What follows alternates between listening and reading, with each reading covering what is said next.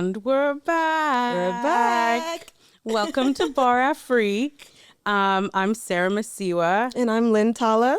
And if you don't know what you're listening to, Bar Afrique is the podcast where we talk African history and stories of African decolonization while drinking some African alcohol. I'm going to talk a little bit about what we're drinking today. But before I do, it's been a while. It's been a long time. I know. We're sorry. We really are. It's been a while, but we're happy to be back. Yeah. It's exciting to be back. Exciting.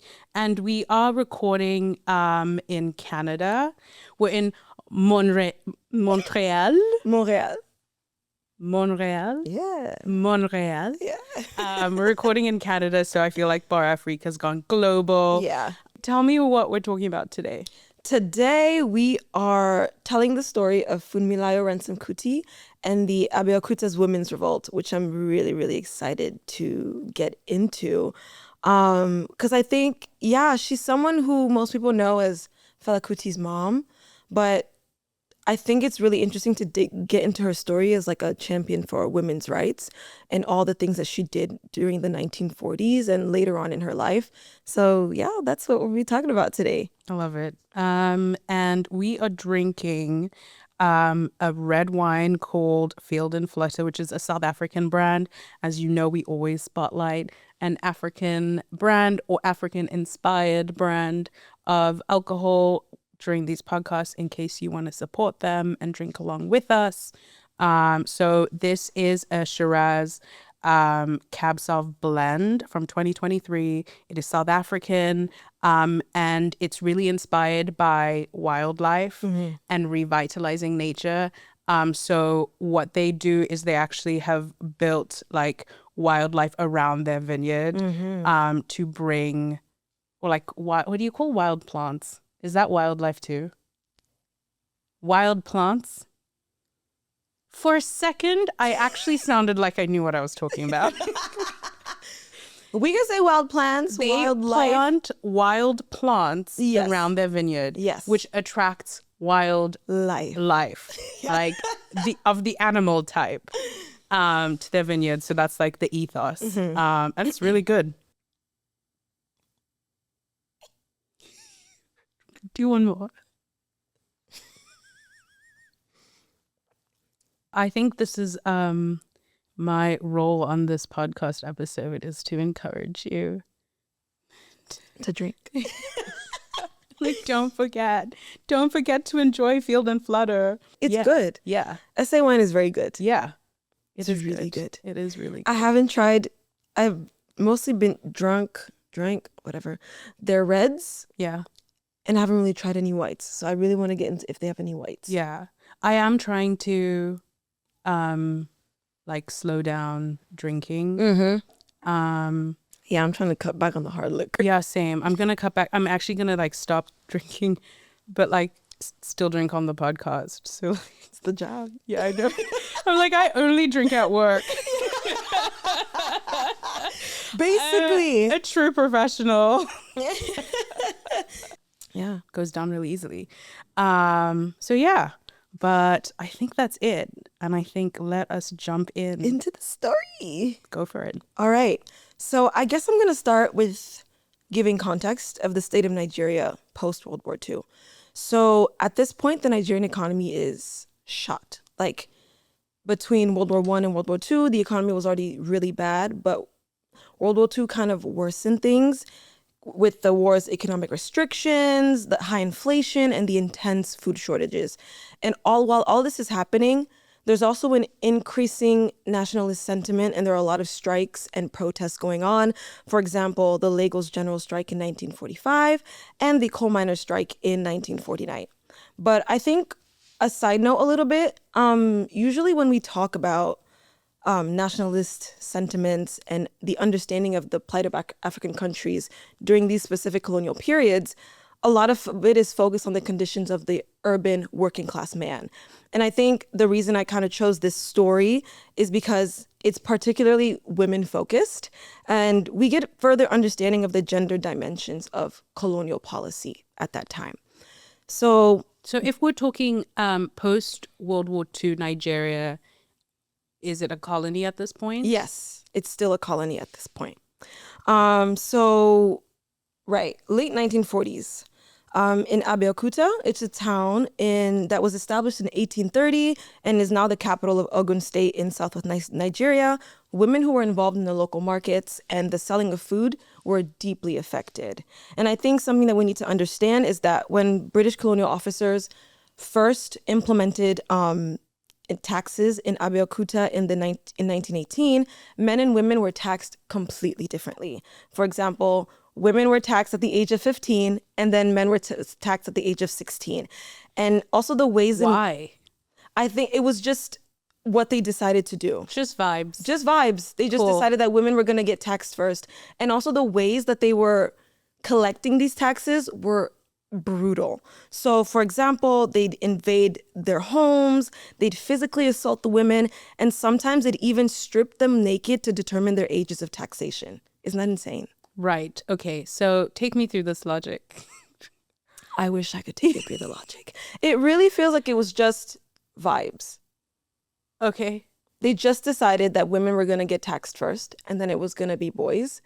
And I think for me, which was really jarring to hear about, is the ways that they were doing it. Like the stripping of them naked is horrifying. But also the logic that you might be able to determine like the difference between a 14 and a It's 15-year-old. dehumanizing. Like that's wild. It's dehumanizing. Yeah. Like it's completely crazy.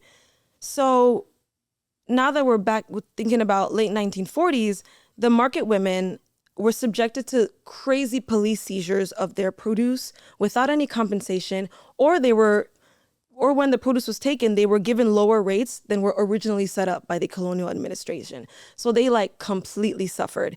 And it really, they tried to, and some of the things that they tried to do was like bring their grievances to the local traditional ruler, who was called the Alake, who kind of was a proxy for the colonial government, but they would never budge. Like they really would not listen to these women. They could tell them, we can't survive if you're taking away our produce or not compensating us or giving it to us at lower rates. We can't function like this.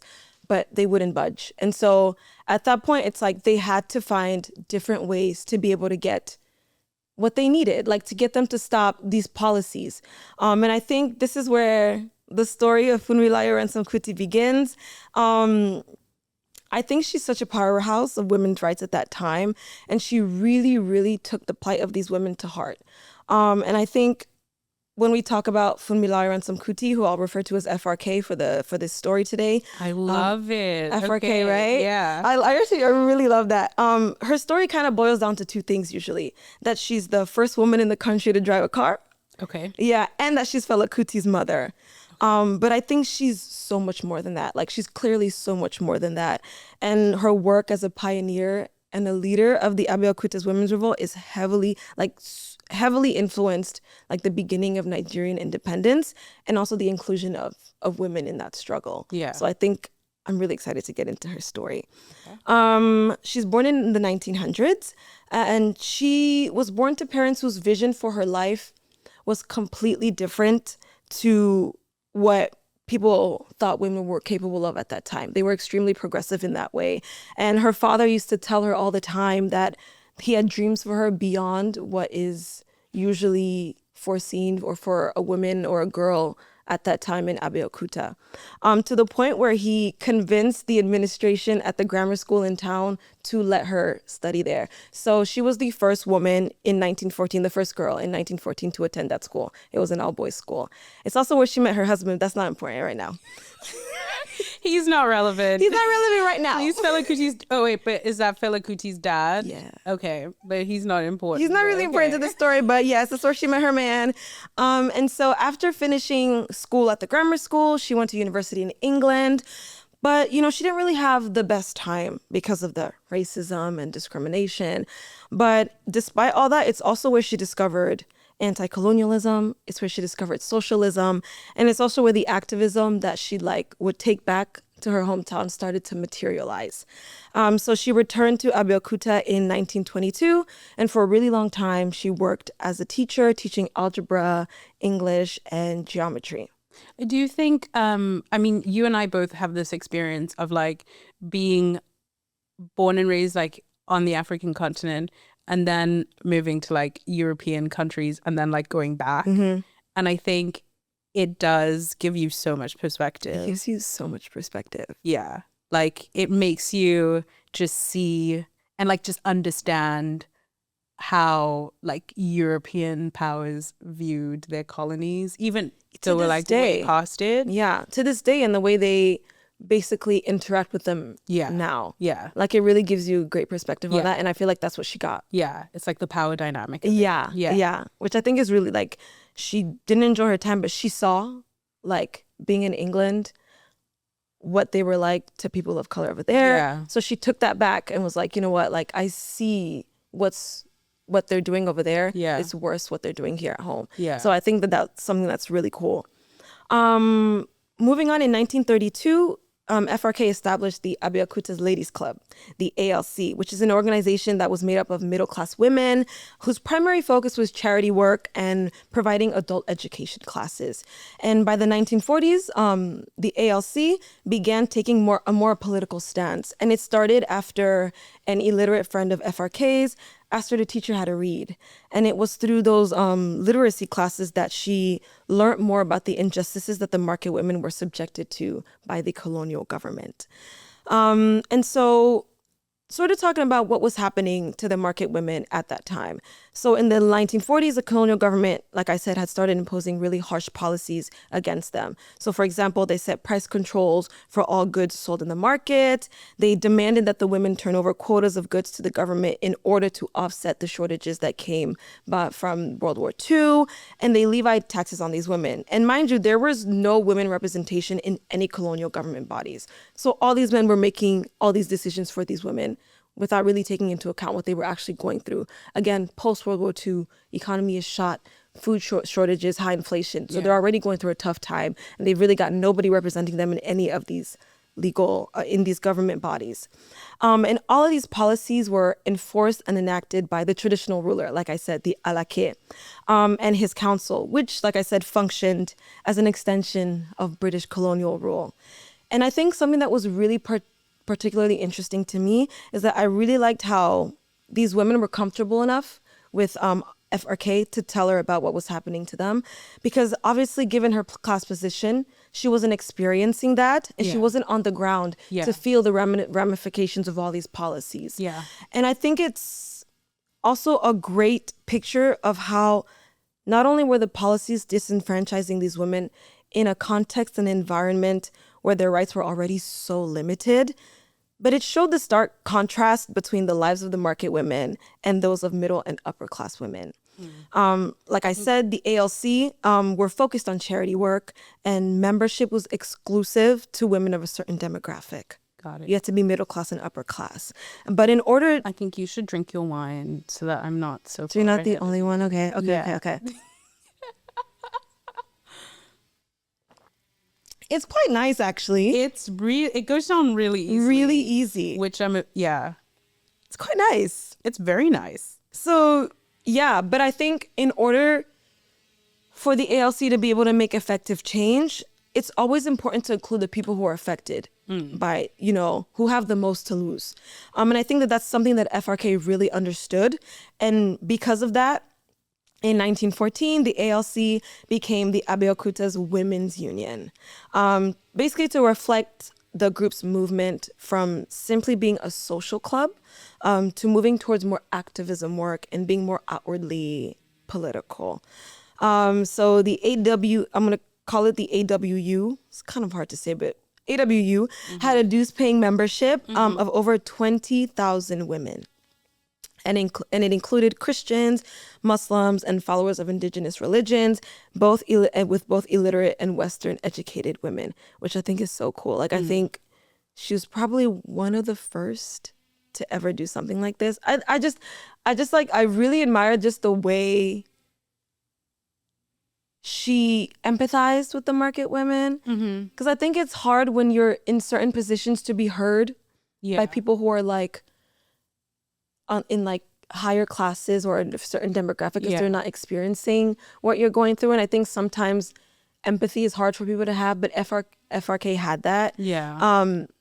And she really like, she stood with them. She really Yeah. stood with them, and she understood that, you know, things need to change for them. What's like the broader, like, I guess, what's happening more broadly in Nigeria at the time? Like, if you know that like World War II, like there's a lot of colonies in World War II, and then by like the late 1950s is where independence starts happening. So like, I guess more broadly, can you give a picture of like what's happening in Nigeria? Like, where are they in that stage of like post-war to independence? Yeah, so at this point, post World War II, it's just a lot of nationalism brewing slowly. Like I mentioned, the general strike that was happening. So basically, the Lagos general strike in 1945 was where they were protesting work conditions and wanting an increase of wage. And again, the colonial government wasn't budging. Same with the coal miners' strike, protesting work conditions and increase of wage, and the colonial government wasn't budging. So I think with these things happening and the colonial government's not caring, not wanting to understand, it's like people are slowly seeing that it's time for a change, and that everything that's happening in the Western world with World War II that basically has nothing to do with them is affecting them in ways that it really shouldn't be. So you've got that feeling and those sentiments brewing at this stage of colonial Nigeria, basically. And I think with FRK and the Abeokuta Women's Union and with the Revolt, it's like one of the first things to really get international attention and to really get the attention of the colonial administration at that time. And then, with this new change, with the Abeokuta Women's Union, it was clear that a new era for the women of Abeokuta was brewing, and, you know, FRK was going to be the one to lead that change. She's going to drive them. Yeah. Because she could drive. Yeah. That's where we're going to stop for now.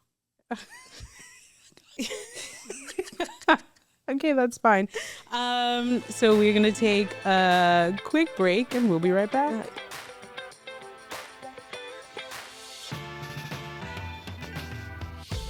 We are talking about FRK. What's her full name? Funmilayo Ransome-Kuti. I love it. And powerful name. It's a great name. This just gave me flashbacks to a former episode where we said the same thing. Where we talked about names, the strong names. leadership. Do you think that someone can rise to power with a weak name? No. You don't think so? You need a name that the people can say, a name that the people can remember. You need a nickname. Like FRK is cool. Yeah. Funmilayo Ransome-Kuti is cool already. Yeah. But FRK? Yeah. That's powerful. It is. It's fantastic. It's powerful. It is. I do think I am reflecting now. On your own name? Yeah, I wonder if my like leadership potential is capped at my name. Like if they can't pronounce it, like really do I really have a shot? Do you know what kind of pronunciations I get? Sarah Masisiswe. Masisiswe. People, I find that people kind of But that sounds so Southern African either way. Yeah. I grew up with people, they would start, they'd read like MAS, so they go mess, and then they'd see like the IYI, and then it would just lose them. Oh. And like syllables would tumble out of it, like Masisiswe, like all just like things coming out. I think with my name for a long time, because people were saying line, and I get it, like I know how it's spelled. Yeah.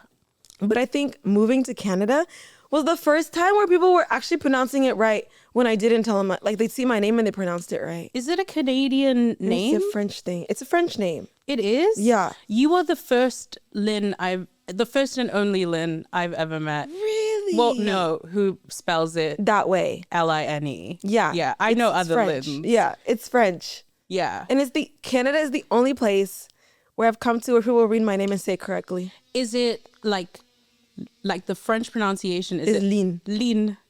Lynn. Would you like me to start calling you that? I can do that. I can do a lot of things. If you Lean. like. Lean. How does that feel to you?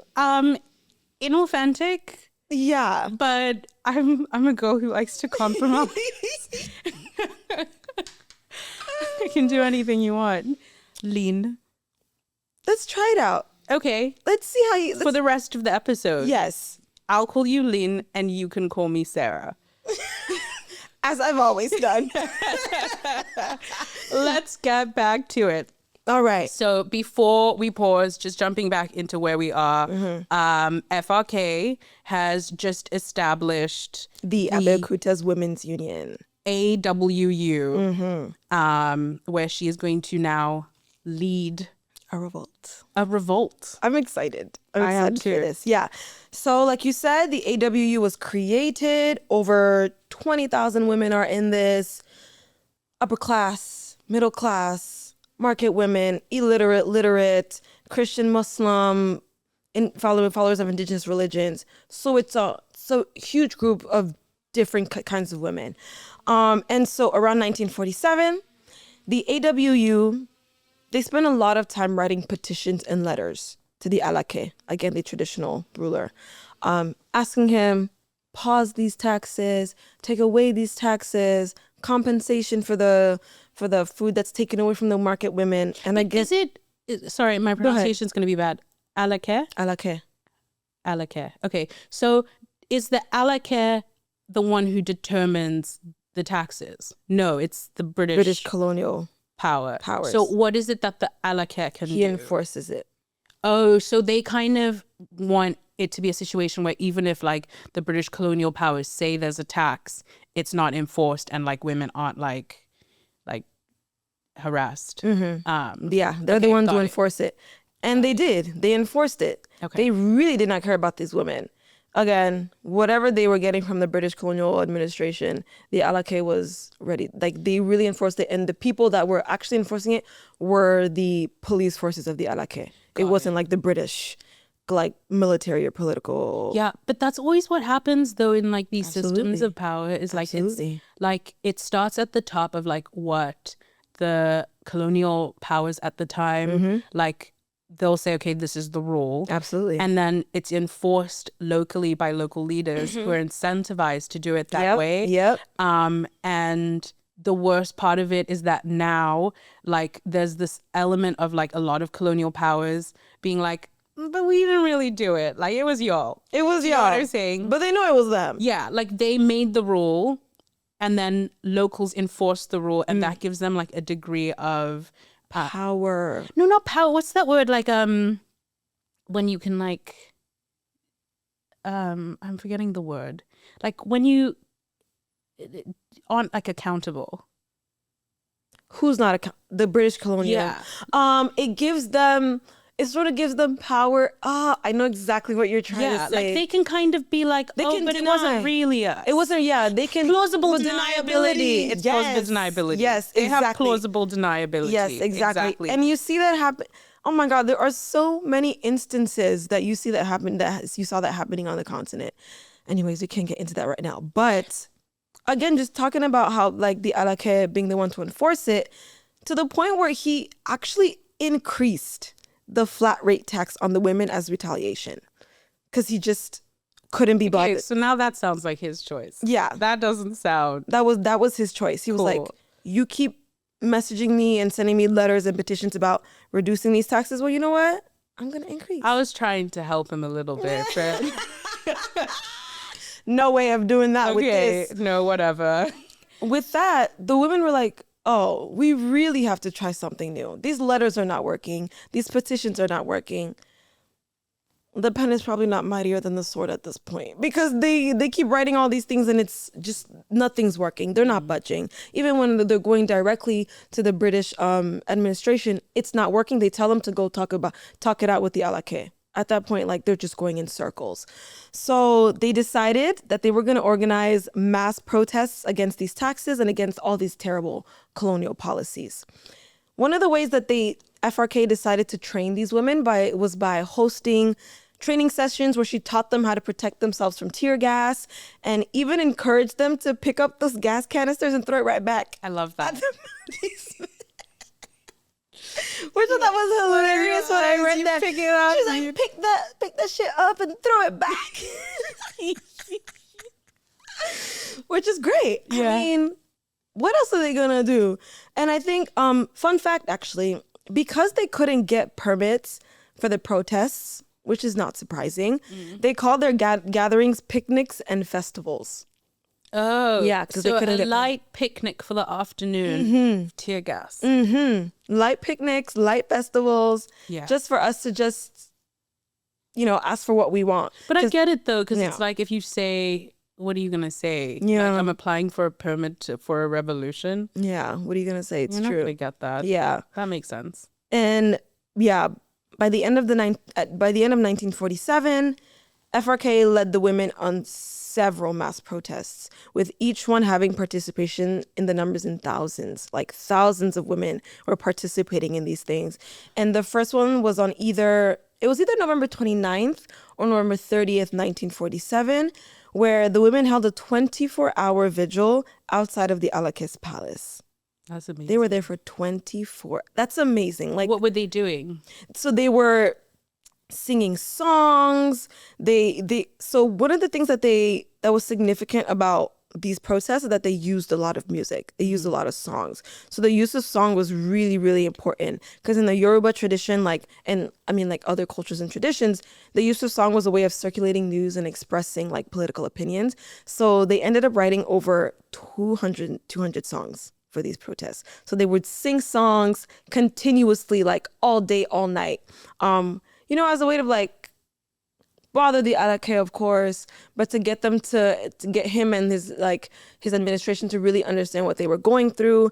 And they were super, super well organized. They organized food supplies and water supplies so that they could either eat and sleep without having to leave the vigilant demonstration. I feel like that's something we've lost in music today is like music is like a protest art. Yeah. You know what I'm saying? The Kutis were great at that. Yeah, like there was just an era of like, I mean, but even going back as far as like the Underground Railroad, and, like there's so much of like music that existed. Protest music, yeah. Yeah, not just protest music, but like as a form of survival, like as a form of like communication. Yeah. Like they had that in Zimbabwe a lot during the independence war and like the guerrilla movement, where you would like sing songs to like send messages from village to village, and it was like information that people needed. Yeah. And it's kind of gone. Can you think of a most recent song that kind of felt like that? Like a protest. Yeah. Or a song that spoke to like the political, like clearly and directly spoke to the political conditions. Okay. Any political song? Sure. Okay. I'm not gonna like sing it. There's this Eminem song. Okay. I can't even remember what it's called. An Eminem and Alicia Keys song that is about Trump. But Really? Yeah, we don't have the rights to use it in this podcast, so I'm gonna save your ears. But there is like, it like fully goes at Trump, I think during like 1.0, so like during his first administration, where like Eminem like calls him out for being a white supremacist and like very Aryan. Yeah. I had no idea. Yeah. All right. I'll play for you after this. Or better People yet, check out this song. and I'll rap it for you after this if you want. I do. I actually do. Now that you said you were going to rap it for me, I want you to do that for me. I got you. Yeah. What's yours? I think, and the people correct me on this if I need correcting, I think Burna Boy did one for NSARS. Sing it. Do it. You have a great voice. Thank you. But I cannot sing this one. You have like a really good voice though. I cannot sing this one because I don't remember how it goes. But it exists. It exists because I remember during NSARS, which I mentioned a little bit at the end of this, people were really like oh, where are the Nigerian celebrities? Where are the Nigerian musicians? Yeah. And then Burna Boy came out Yeah. with I a love song that. about To NSARS. be fair, oh, what's his name? I'm thinking of someone and they've just escaped my mind. They just did an album. Protest? It wasn't a protest album. Oh, do you know Fuse ODG? Yes. Fuse ODG just Fuse did. ODG. Yeah. I got Fuse ODG. We love him. Antona. Do it again. Antona.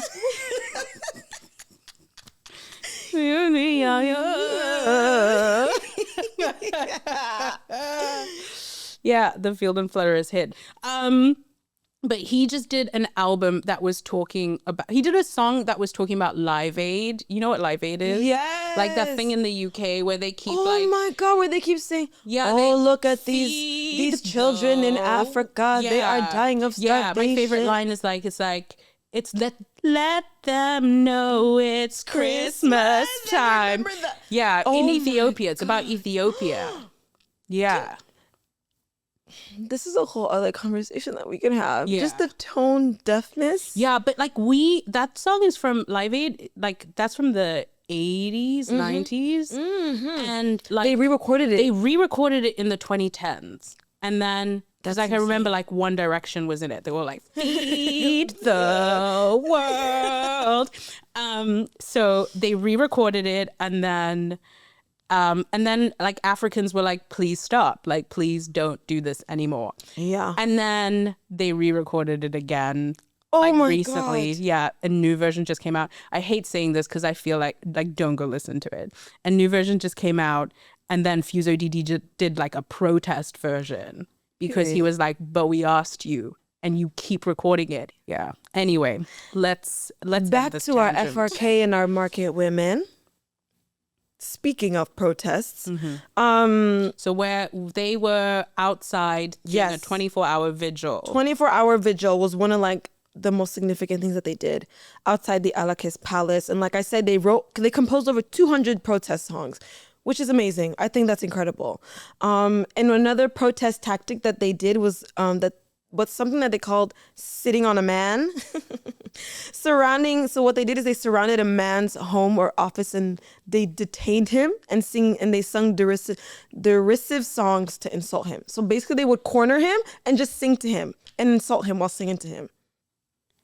Like just a random man, or they would choose a man? They would choose the man. So they'd like choose someone who's... Was part of the Alakis like government or sort of council. This is a form of protest I think we should bring back. Yeah.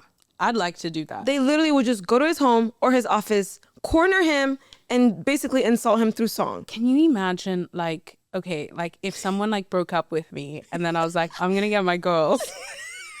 We're gonna go to his Time to house. sit on a mat. Sit on a man. Sit on a man. Time to sit on a man. And then we surround his home and we sing, you hurt me. I would do that for you. Terrible man. I would do that for you. Thank you. All through the night. Just give me the address and where. 24 hours.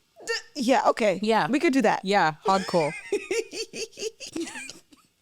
But that's basically what they did. I think that's amazing. Cornered him, sang insulting songs to him the entire time. And did it work? It didn't work. Because they were protesting for a long time. They protested for 2 years, I want to say. They were doing this. And after a couple of the protests, though, the colonial government told them that the taxation would be suspended and that the final decision would be issued and communicated with them within a few days. But it sounds like it worked. Oh, no. Oh. But that was really it was an empty promise. Like they didn't keep to that promise. But they were heard. Like they were heard. They were heard. And I think it was an empty promise because they were like, okay, we need them to stop quote unquote bothering us like this. So they said, okay, we're gonna suspend them and we're gonna review them and we're gonna come back with a decision in a few days. Mm-hmm. But it didn't work. So they kept protesting, and some of the women were even arrested and beat up by police. Like it got to that point where they started like beating these women. But again, they kept protesting and they kept going. And they kept demanding that the policies be suspended, that the taxes be abolished. and the women kept getting arrested and released, and they kept protesting. Like, they kept going, which I think is just speaks to the determination of these women. Like, they were getting arrested, but they kept going still. They would get released, and then they went back to protesting. Like, they weren't scared. Like, they just kept going. And I think it's super inspiring to think about and empowering to think about that these women really had so much to lose. Like, their whole livelihoods were basically dependent on this, and they just kept going. It didn't matter if they were getting beat up or getting arrested. They just kept and kept on going. I love that. It is very, very inspirational. Yeah. And it wasn't until January 1949 that they could sort of claim victory, just a little bit. So on January 3rd, 1949, the Alake abdicated from his throne. Oh, bye. Bye. He said, okay, I'm going to go.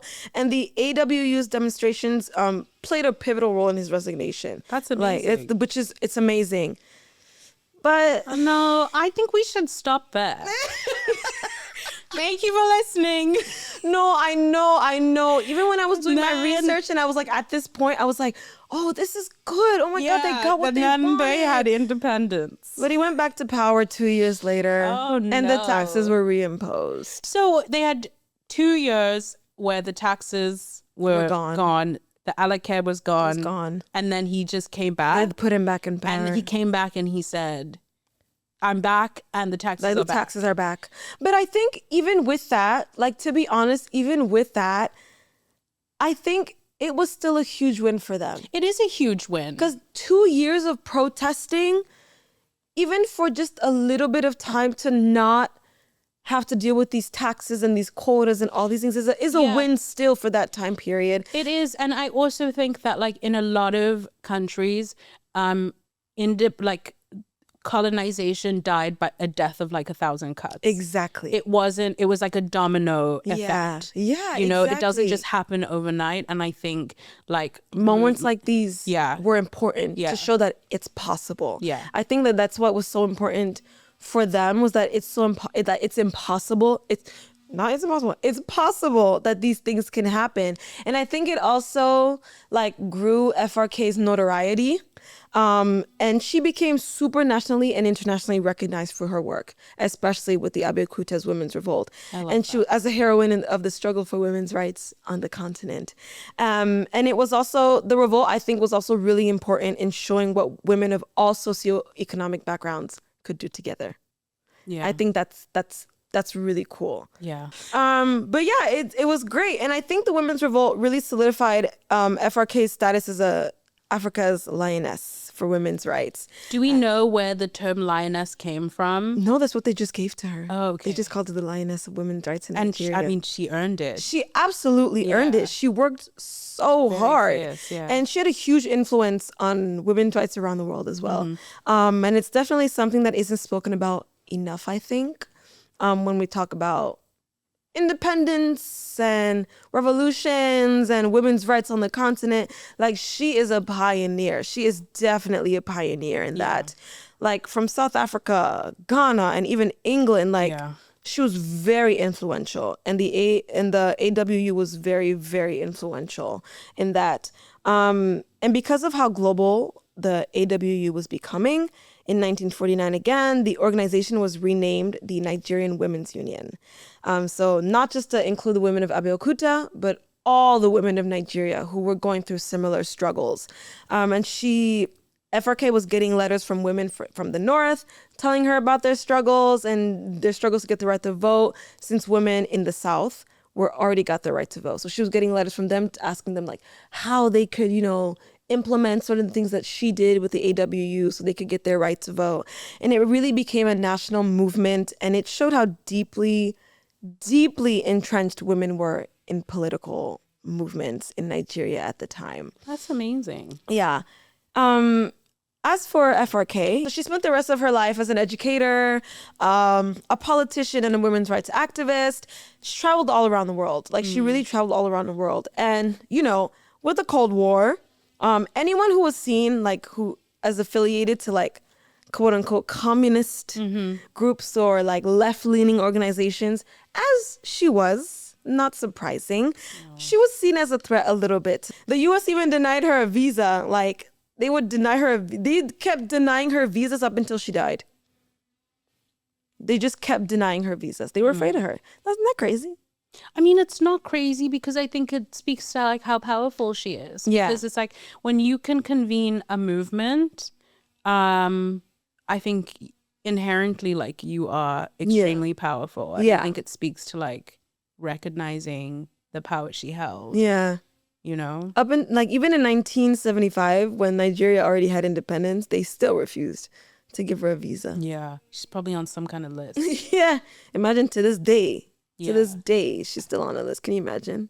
Wait, she's dead. Oh, I was making a joke. I was like, wait, what? No. She's dead. She's the dead. Ghost of FRK is on the. But that's so insane. Isn't Nigeria on that ban list? Are they? Ban? Yeah, isn't there like a US list where there's countries? I don't think it's a ban. I think it's like ban. restrictive visas now. Like the visas are becoming even more restrictive. I interpret it as a ban because I agree. Zimbabwe's like on that list. Yeah, they told us it's 3 months now, single entry for Cameroonian passports. Oh. I think Zimbabwe you can't get a visa. Yeah, it's a ban. Yeah. Jeez. It's like a full ban. Yeah. Yeah. But anyway, that's fine. We're fine. Yeah, we're fine. But she never got to visit the U.S. because the first time that she applied for a visa, it was to go to a women's conference. Yeah. And they said, we don't want you. 1975, when Nigeria was already independent, they said, we still don't want you. So that's okay. She never got to go to the U.S. And that's okay. That's totally cool because, we have women's conferences outside of the U.S. And her influence went way beyond the U.S., way beyond Western powers. And I think also the revolt in itself went way beyond just fighting to eliminate oppressive taxes on the women. Mm-hmm. Because FRK was a staunch anti-colonialist who outwardly was questioning the nature of Britain's colonial rule and how it affected women's economic and social relations to the state. Again, with all these very unfair colonial policies and taxation. And so the AWU also protested against the fact that there were no women in the local political structure and that there shouldn't be any taxation without representation. But I also think decolonializational history. Mm-hmm. Decolonialize. Whatever. Decolonial history? Is that a word? Decolonial is a word. It is? Colonial is a word. Colonial is a word. I don't think decolonization is a word. But I don't think decolonial is a word. Well, you know what? Today we're going to make it a word. Today, decolonial history. Mm-hmm. It doesn't sound right. But is also you and I know this, a lot of the stories that survive are just very male centered. Yeah. And I think it's amazing to have this story of such a powerful woman and a movement of women against something that affected everyone. Yeah. Right? Because it wasn't just a woman's issue. Absolutely not. Absolutely not. I wish that more stories like this had survived because they're there. Isn't that what we're here for?